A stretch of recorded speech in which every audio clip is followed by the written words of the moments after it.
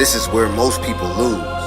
Not because they're not talented, not because they're not intelligent, not because they're not capable.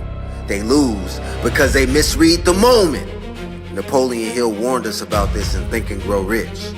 He understood something most never figure out. The greatest opportunities often arrive disguised as temporary defeat. And because they arrive wearing that disguise, people reject them. Not once, not twice, their entire lives. You called it bad luck. You called it the situation and decided life was against you. You asked, why does this always happen to me? You felt cursed, unlucky, forgotten.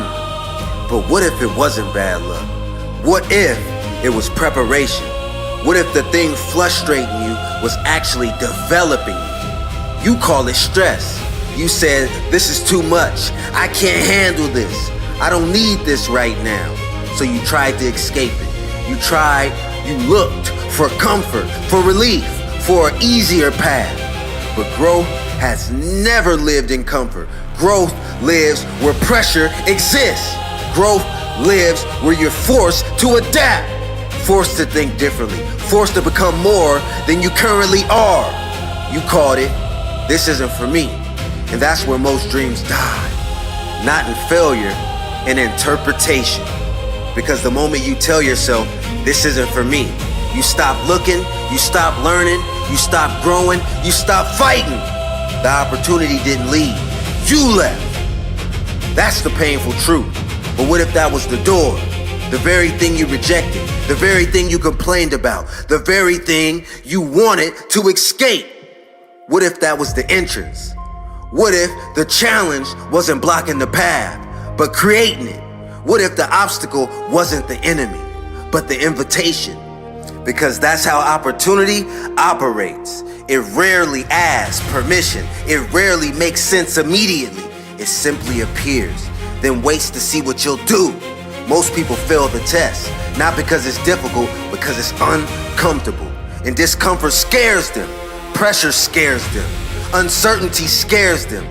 So they retreat back to what they know, back to what's familiar, back to what's safe. And they call that decision wisdom, when in reality, it was fear. What if that setback was a setup for a comeback? Think about how many times you look back in your life and realize, if that wouldn't have happened, I wouldn't be who I am today. The relationship that broke up, the job you lost, the business that failed, the opportunity that disappeared. At the time, it felt like life was taking something away, like it was over. Years later, you realize it was giving you something: perspective, strength, discipline, direction.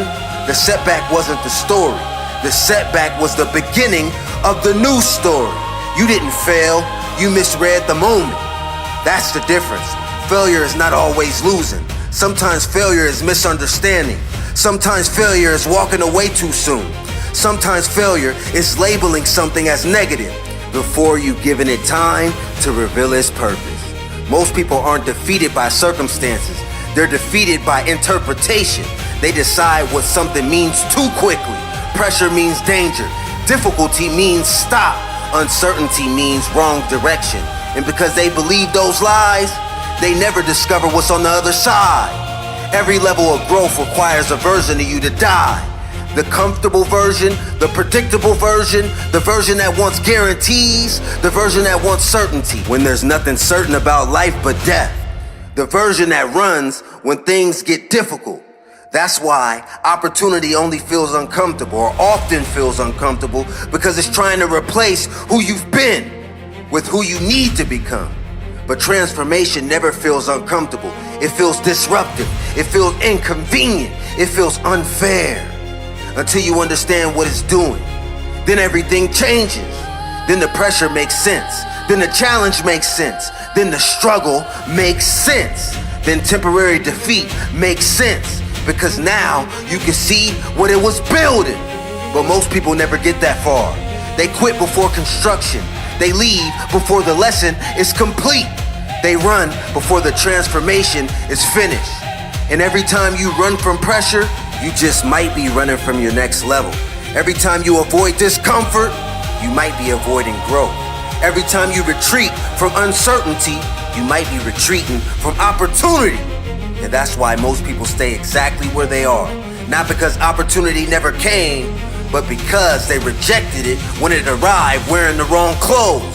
They saw temporary defeat and never looked deeper. They saw pressure and called it punishment. They saw discomfort and called it failure. But the people who win, they understand something different. They understand that sometimes the thing that feels like it's breaking you is actually building